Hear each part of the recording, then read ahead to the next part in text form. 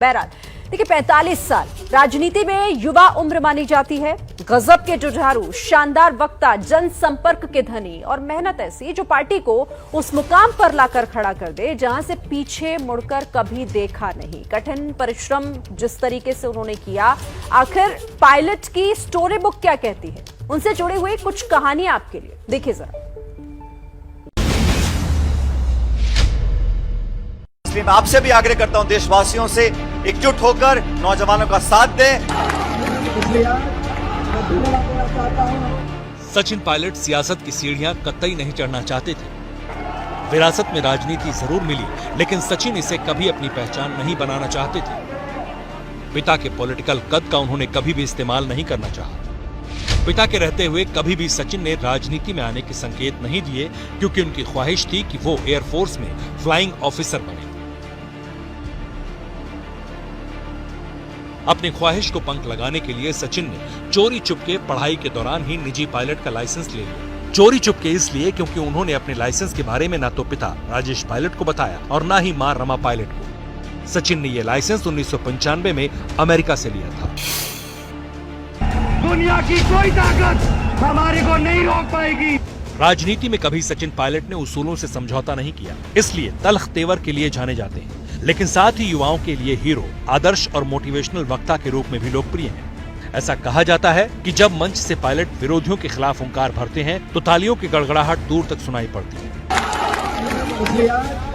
धन्यवाद देना चाहता हूं। हमेशा जीत की राह पर चलने वाले सचिन का एक सपना उनकी आंखों की वजह से टूट गया। कई जगह इंटरव्यू में उन्होंने बताया है कि वो पिता की तरह एयरफोर्स पायलट बनना चाहते थे, लेकिन आपको जानकर हैरानी होगी कि उनकी नजरें कमजोर थी, जिसकी वजह से एयरफोर्स में उनका सिलेक्शन नहीं हो सका। सचिन के मुताबिक जब पहली बार उन्हें ये मालूम चला तो वो अंदर तक टूट गए थे, क्योंकि मां के ना चाहते हुए भी उन्होंने पायलट का लाइसेंस लिया था।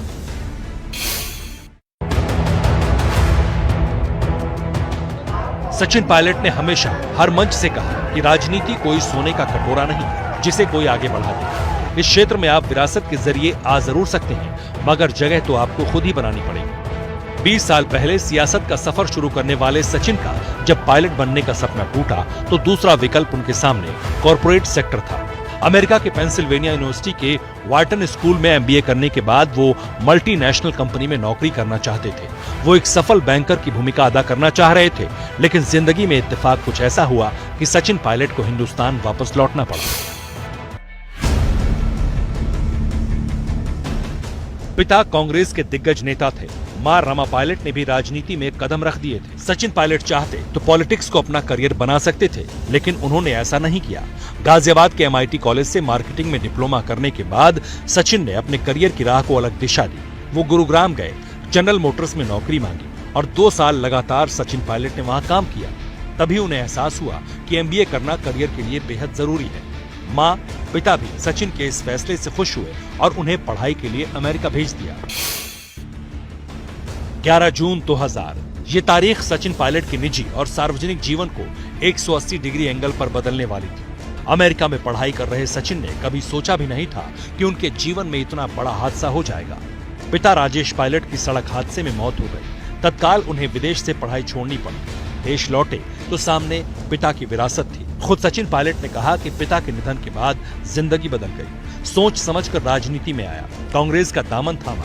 तब सचिन की उम्र मात्र 23 साल थी। सचिन ये भलीभांति समझते थे कि पिता ने जो सियासी विरासत खड़ी की है, उसके पीछे उनकी कड़ी मेहनत और रात दिन का परिश्रम है, जिसे सचिन यूं ही जाया नहीं कर सकते थे।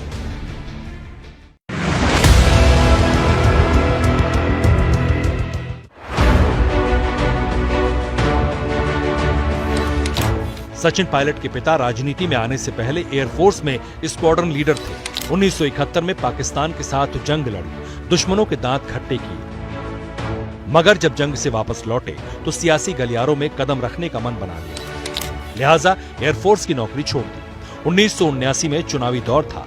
आयरन लेडी के नाम से मशहूर इंदिरा गांधी से मिलने गए राजेश पायलट को इंदिरा ने सलाह दी, राजनीति में कोई स्थायित्व नहीं होता, इसलिए नौकरी न छोड़ें, क्योंकि आपके बच्चे अभी छोटे हैं।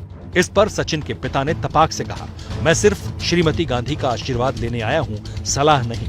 इस जवाब को सुनकर वहां मौजूद सभी कांग्रेसी दंग रह गए।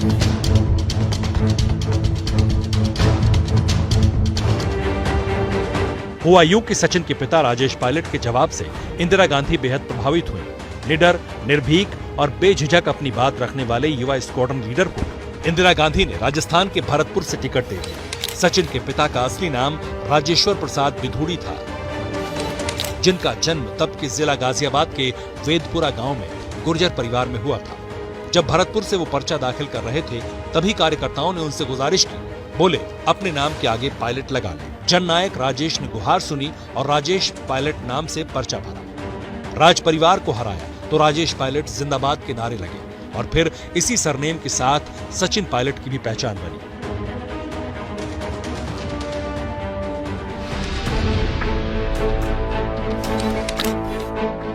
जर्रे से आफताब तक का सफर पायलट परिवार ने यूं ही तय नहीं किया। इसके पीछे का संघर्ष भी जबरदस्त है। सिर्फ 11 साल के थे सचिन पायलट के पिता राजेश्वर प्रसाद जब उनके पिता की आकस्मिक मौत हो गई। ये साल 1956 था। राजेश्वर प्रसाद पर बेहद ही कम उम्र में परिवार की जिम्मेदारी आ गई, जिसे निभाने के लिए नन्हे कदम दिल्ली की ओर बढ़े। सचिन के पिता ने दिल्ली में मंत्रियों के बंगले में दूध बेचना शुरू किया। साथ ही ऐसा दावा है कि इसी बीच वक्त निकालकर वो लैंप पोस्ट के नीचे पढ़ाई भी किया करते थे। मेहनत का फल मीठा होता है, ये कहावत राजेश्वर प्रसाद बिधूड़ी पर सटीक बैठी और उन्हें एयरफोर्स में नौकरी मिल गई। वो पायलट बन गए।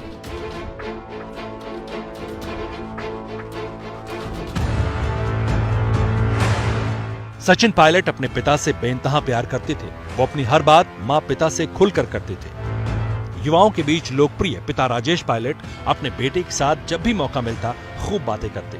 11 जून 2000 को सड़क दुर्घटना में पिता की मौत हुई तो सचिन अंदर तक हिल गए। पिता का साया उठने से वो टूट गए। कुछ वक्त बाद अपने आप को संभाला और 1 साल के भीतर पिता के नाम पर एक किताब लिख डाली। किताबों की दुनिया में इसे काफी बेहतरीन बताया गया। किताब का नाम है Rajesh Pilot in spirit for ever.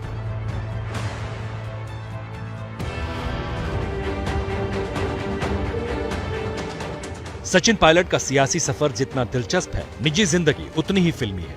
इसमें एक्शन, ड्रामा और इमोशन भरपूर है। सचिन को प्यार हुआ जब वो अमेरिका में MBA की पढ़ाई कर रहे थे, जहां उनकी मुलाकात जम्मू कश्मीर के पूर्व मुख्यमंत्री फारूक अब्दुल्ला की बेटी और उमर अब्दुल्ला की बहन सारा अब्दुल्ला से हुई। दोनों के बीच पहली मुलाकात एक पारिवारिक कार्यक्रम में हुई थी, मगर अमेरिका में दोनों कई दफा मिले, एक दूसरे को पसंद करने लगे। प्यार परवान चढ़ा तभी सचिन को भारत लौटना पड़ा, जबकि पढ़ाई के लिए सारा अब्दुल्ला लंदन में ही रुक गए। बावजूद इसके दोनों ने लॉन्ग डिस्टेंस रिलेशन को बनाए रखा।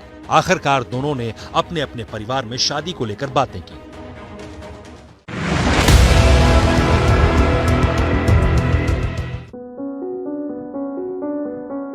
वो कहते हैं ना कि प्यार आसानी से नहीं मिलता। सचिन और सारा भले ही बड़े परिवार से ताल्लुक रखते थे, आजाद ख्यालों वाले थे, मगर शादी के जरिए राजनीतिक भविष्य अब्दुल्ला परिवार को खतरे में दिखने लगा।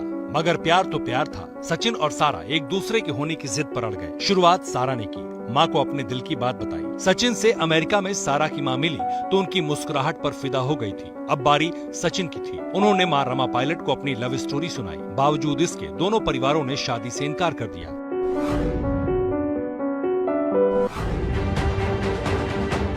सचिन पायलट और सारा अब्दुल्ला पक्के लवर्स थे। परिवार वालों को जब परवान चढ़ते प्यार का अंदाजा हुआ तो बंदिशें लगने लगी। सचिन और सारा दोनों को ये मंजूर नहीं था। सारा ने अपने पिता फारूक अब्दुल्ला को मनाने की भरपूर कोशिश की, लेकिन सब नाकामयाब रही। अब्दुल्ला परिवार का दिल नहीं पसीजा, जबकि पिता और भाई दोनों ने लव मैरिज की थी। पिता फारूक अब्दुल्ला ने कैथोलिक क्रिश्चियन महिला से शादी की थी तो भाई उमर अब्दुल्ला ने सिख महिला से। धार्मिक कट्टरता जैसा माहौल नहीं था, फिर भी सारा की प्रेम कहानी में रोड़ा बन रहे थे। बढ़ती पाबंदियों को ठुकराकर 2004 में सारा और सचिन ने शादी कर ली। शादी में सारा के घर से कोई नहीं आया। हालांकि वक्त बदला और धीरे धीरे अब्दुल्ला परिवार ने सचिन को स्वीकार कर लिया। आज सचिन और सारा के 2 बेटे।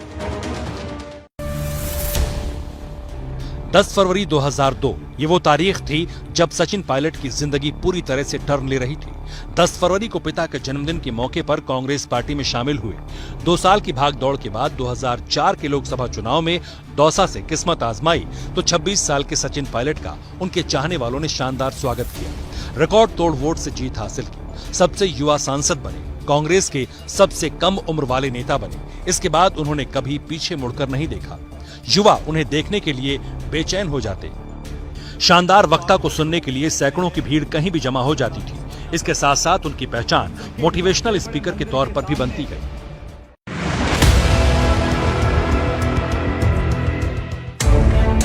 सचिन पायलट आज जहां हैं, ये जमीन उन्होंने खुद तैयार की। अपनी पहचान जमीनी नेता के तौर पर विकसित की, जो गांव के लोगों से खुद को जोड़ता है और गांव के लोगों में ही आसानी से घुल मिल जाता है। पायलट ने सियासत में अपने पिता को ही आदर्श माना। राजेश पायलट को जीप चलाना पसंद था, ठीक वैसे ही सचिन भी पिता के अंदाज में गाड़ी चलाकर गांव-गांव घूमते हैं। सचिन को शुरुआती दौर में डायनेस्टिक लीडर होने यानी वंशवाद के कारण राजनीतिक लाभ मिलने जैसी आलोचनाओं का सामना भी करना पड़ा, लेकिन बदलते वक्त के साथ लोगों की सोच बदली और सचिन के स्वभाव और संघर्ष के कारण हर किसी ने उन्हें स्वीकार किया। 45 साल के सचिन पायलट बीते 20 साल से राजनीति की सीढ़ियां चढ़ रहे हैं। सियासी परिवार में पैदा हुए। 7 सितंबर 1977 को यूपी के सहारनपुर में जन्म हुआ। जब तक थोड़े समझने लायक हुए, पिता और मां को सियासत में सक्रिय देखा, लिहाजा स्वाभाविक तौर पर राजनीति के गुण तो सीख गए थे। खुद सचिन पायलट की माने तो राजनीति में आना, चुनाव लड़ना, जीतना, ये सब शुरू में उनके लिए बहुत ज्यादा मुश्किल नहीं था। मगर राजस्थान में कांग्रेस ने पार्टी की कमान सौंपी, तब असली परीक्षा शुरू हुई। उन्होंने खूब मेहनत की, एक नए आत्मविश्वास के साथ राजनीति के नए तेवर भी खुद ही सीखे। सचिन ने कहा था कि किसी ने भी राजनीति को मेरे ऊपर थोपा नहीं। मैंने अपनी पढ़ाई से जो कुछ सीखा था, मैं उसकी बदौलत सिस्टम में एक बदलाव लाना चाहता था।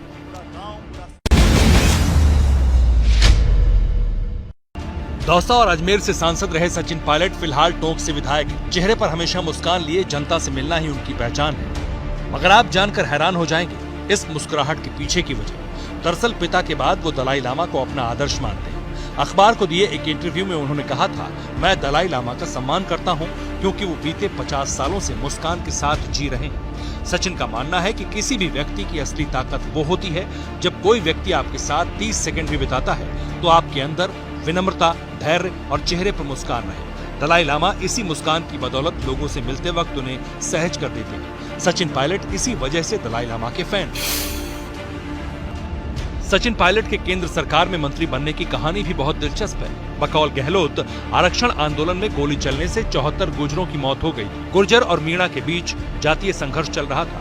लोकसभा चुनाव हुए, राजस्थान में कांग्रेस 20 सीटें जीती। गहलोत ने बताया कि मुझसे केंद्र में मंत्री बनाने के लिए नाम मांगे गए। मैंने कोशिश की, गुर्जर और मीणा समाज में एकता और सद्भाव रहे, लिहाजा मीणा समाज से नमो नारायण और गुर्जर समाज से सचिन पायलट के नाम की सिफारिश की। गहलोत ने सार्वजनिक मंच पर इस वाकये को सुनाया। ये भी कहा कि मेरी सिफारिश के बाद सचिन पायलट का फोन आया तो मैंने कहा कि बिना आपके कहे ही मैंने नाम केंद्रीय नेतृत्व को रिकमेंड कर दिया है।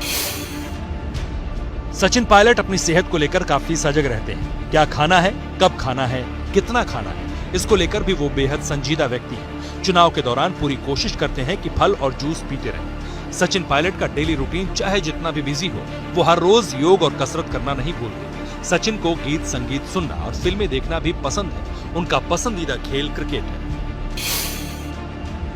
सचिन का एक ही सपना था, सेना में जाना। कमजोर नजर की वजह से एयरफोर्स में जाने की ख्वाहिश तो पूरी न हो सकी, लेकिन साल 2012 में सपने को पंख जरूर लगे। सचिन ने केंद्रीय मंत्री रहते हुए टेरिटोरियल आर्मी में लेफ्टिनेंट के तौर पर ज्वाइन किया। सचिन उसके बाद हर साल कुछ समय के लिए टेरिटोरियल आर्मी में सेवा देते रहे। सचिन को सिख रेजिमेंट दी गई थी। साल 2021 में 9 साल बाद कैप्टन पद पर प्रमोशन मिला। तब 124 सिख रेजिमेंट की जनरल मीटिंग और ड्रिल में हिस्सा लिया। आर्मी की कॉम्बैट ड्रेस पहनी, कॉम्बैट यूनिफॉर्म में फोटो ट्वीट किया। ये यूनिफॉर्म आर्मी में युद्ध और फील्ड ऑपरेशन में पहनी जाती है। आपको बता दें कि टेरिटोरियल आर्मी का हिस्सा भारतीय क्रिकेट टीम के पूर्व कप्तान महेंद्र सिंह धोनी भी। सचिन पायलट का शौक था उड़ान भरना। एयरफोर्स के जरिए ये शौक पूरा न हो सका, लेकिन सियासी उड़ान उन्होंने खूब भरी। साल 2009 और 2012 में केंद्रीय मंत्री तक रहे, मगर बहुत कम लोगों को राज मालूम है कि पायलट एक अच्छे शूटर भी हैं। शूटिंग में उन्होंने कई चैंपियनशिप में दिल्ली का प्रतिनिधित्व किया है। इतना ही नहीं, सचिन को अंतर्राष्ट्रीय व्यापार और अर्थशास्त्र के अलावा कृषि और ग्रामीण विकास, रणनीति और विदेश संबंधी मामलों में भी गजब का ज्ञान है। इसलिए युवाओं के बीच पायलट हमेशा से लोकप्रिय रहे हैं।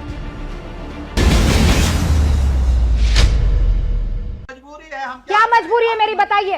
मैं अभी आपको बताती हूँ कि मैंने ओए होए होए होए, नमकीन के चटकारे लेते हुए टकटकी मार के डिबेट शो को पॉज रिपीट कर करके देख रहे हैं जोगिंदर जी। इनकी तरह आप भी देखें अपनी फेवरेट डिबेट्स को रिपीट कर और डाउनलोड कीजिए एबीपी लाइव ऐप अपने स्मार्ट टीवी पर।